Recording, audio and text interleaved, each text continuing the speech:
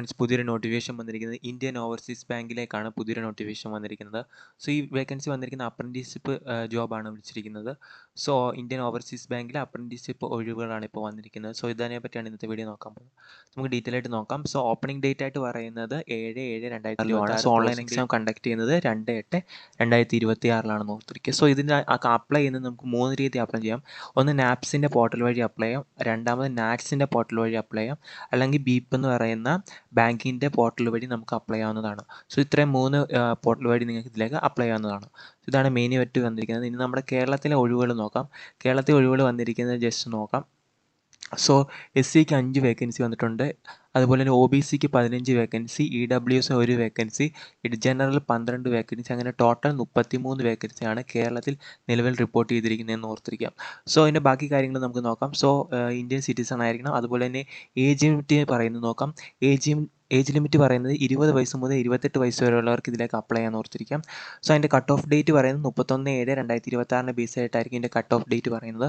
ഇനി ക്വാളിഫിക്കേഷൻ വേണ്ട നിങ്ങൾക്ക് ഇതിലൊരു സംഗീത സർവകലാശാലയിൽ ഡിഗ്രി ഉണ്ടായിരുന്നാൽ മതി.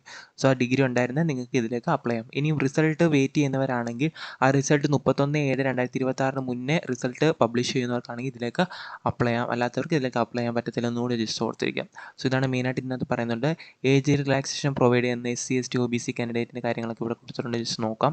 PDF ലിങ്ക് ഞാൻ ഡിസ്ക്രിപ്ഷൻ ബോക്സ് കേൾക്കാം. അവിടെ നിങ്ങൾക്ക് ഈ PDF ഡൗൺലോഡ് ചെയ്യാവുന്നതാണ്, അല്ലെങ്കിൽ വെബ്സൈറ്റ് ത്രൂ നിങ്ങൾക്ക് ചെക്ക് ചെയ്യാവുന്നതാണ്. നെക്സ്റ്റ് സ്റ്റൈഫൻഡ് ഉണ്ട്. സ്റ്റൈഫൻഡ് എന്ന് പറയുന്നത് സെപ്പറേറ്റ് ഡിവിഷനായിട്ട് തിരിച്ചിട്ടാണ് സ്റ്റൈഫൻഡ് കൊടുക്കുന്നത്. നിങ്ങൾക്കിപ്പം കിട്ടുന്ന ബ്രാഞ്ച്, നിങ്ങളിപ്പോൾ സെലക്ട് ചെയ്തേക്കുന്ന ബ്രാഞ്ച് അല്ലെങ്കിൽ നിങ്ങൾക്ക് സെലക്ട് ആവുന്ന ബ്രാഞ്ച് എന്ന് പറയുന്നത് ഇപ്പോൾ മെട്രോ റീജിയൻ ആണെങ്കിൽ നിങ്ങൾക്ക് 15,500 ആയിരിക്കും കിട്ടുന്നത്. ഇനി നിങ്ങൾക്ക് ഒരു അർബൻ ബേസിസിലുള്ള ലൊക്കേഷനാണ് കിട്ടുന്നതെങ്കിൽ നിങ്ങൾക്ക് 14,500, നിങ്ങൾ സെമി അർബൻ അല്ലെങ്കിൽ റൂറൽ ആണെങ്കിൽ നിങ്ങൾക്ക് 14,000 ആയിരിക്കും കിട്ടുന്ന സ്റ്റൈഫൻഡ് എന്ന് ഓർത്തിരിക്കും. ഇതാണ് വരുന്നത്. ഇനി എങ്ങനെയാണ് സെലക്ഷൻ പ്രോസസ്സ് എന്ന് പറഞ്ഞാൽ നിങ്ങൾക്ക് ഒരു ഓൺലൈൻ എക്സാം കണ്ടക്ട് ചെയ്യും. സോ അതുപോലെ തന്നെ നിങ്ങളുടെ ലോക്കൽ ലാംഗ്വേജിൻ്റെ ഒരു എക്സാമും കണ്ടക്ട് ചെയ്യും. സോ ഇത് ഓൺലൈൻ എക്സാം ആണെന്ന് ഇവിടെ മെൻഷൻ ചെയ്തിട്ടുണ്ട്. സോ ഓൺലൈൻ റിട്ടേൺ എക്സാം ആണ് കണ്ടക്ട് ചെയ്യുന്നത്. ജനറൽ, അതുപോലെ തന്നെ general English, quantitative and reasoning, അതുപോലെ കമ്പ്യൂട്ടർ സബ്ജക്ട് നോളജിൽ 100 ക്വസ്റ്റ്യന് 100 മാർക്കിൻ്റെ ആയിരിക്കും വരുന്നതെന്ന് ഓർത്തിരിക്കാം. സോ ഇതാണ് ഇതിനകത്ത് മെയിനായിട്ട് വരുന്നത്. സോ ഇത് ജസ്റ്റ് ഒന്ന് ഓർത്തിരിക്കുക. അതോടൊപ്പം തന്നെ നിങ്ങൾ ടെസ്റ്റ് ഓഫ് ലാംഗ്വേജ്, നിങ്ങളുടെ ലോക്കൽ ലാംഗ്വേജിൻ്റെ, കേരളത്തിലാണെങ്കിൽ മലയാളത്തിൻ്റെ ഒരു ലോക്കൽ ലാംഗ്വേജ് ടെസ്റ്റും കണ്ടക്ട് ചെയ്യുമെന്ന് പറയുന്നുണ്ട്.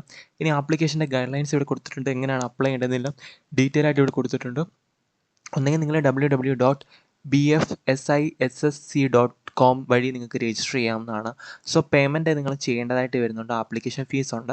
സോ അത് ഞാൻ പറയാം. സോ ആപ്ലിക്കേഷൻ ഫീസ് എന്ന് പറഞ്ഞാൽ SC ST PWD കാൻഡിഡേറ്റിന് 200 രൂപ ആപ്ലിക്കേഷൻ ഫീ, പ്ലസ് നിങ്ങൾക്ക് GST കൂടെ വരുമ്പോൾ 236 രൂപയും, general OBC EWS female candidate ആണെങ്കിൽ 708 രൂപയും, ജനറൽ OBC EWS മെയിൽ കാൻഡിഡേറ്റിനാണെങ്കിൽ 944 രൂപയാണ് നിങ്ങൾക്ക് വരുന്ന ആപ്ലിക്കേഷൻ ഫീസ് എന്ന് ഓർത്തിരിക്കുക. ഇനി എന്തൊക്കെ ഡോക്യുമെൻറ്റ്സ് ആണ് അപ്ലോഡ് ചെയ്യേണ്ടത്, അതുപോലെ produce at time of document verification, personal interaction ഒക്കെ വരുമ്പോൾ സമയത്ത് നിങ്ങൾ എന്തൊക്കെ ഡോക്യുമെൻറ്റ്സ് ആണ് നിങ്ങൾ കൊണ്ടുവന്നത്, അതെല്ലാം നിങ്ങളുടെ സെൽഫ് അറ്റസ്റ്റ് കോപ്പി നിങ്ങളുടെ കയ്യിൽ ഉണ്ടായിരിക്കണമെന്ന് ഇവിടെ മെൻഷൻ ചെയ്തിട്ടുണ്ട്. ഇനി ഡോക്യുമെൻറ്റ് വെരിഫിക്കേഷൻ്റെ കാര്യങ്ങളൊക്കെ ഇവിടെ പറയുന്നുണ്ട്. അതൊക്കെ നിങ്ങൾ ഏത് പ്രോപ്പറായിട്ടാണോ മെയിൽ കൊടുക്കുന്നത് ആ മെയിൽ ത്രൂ ആയിരിക്കും ബാക്കിയുള്ള ഇൻറ്റിമേഷൻ കാര്യങ്ങളെല്ലാം നിങ്ങൾക്ക് അവർ ഡിക്ലെയർ ചെയ്യുന്നത്, അതുപോലെ നിങ്ങളെ അറിയിക്കുന്നതും പറയുന്നുണ്ട്. സോ ഇതാണ് പുതിയൊരു വേക്കൻസി വന്നിരിക്കുന്നത്. ഇന്ത്യൻ ഓവർസീസ് ബാങ്കിലേക്കാണ് ഒരു അപ്രൻറ്റീസ് വേക്കൻസിയാണ് വന്നിരിക്കുന്നത്. അപ്പോൾ അപ്ലൈ ചെയ്യാൻ പറ്റുന്നവരിൽ അപ്ലൈ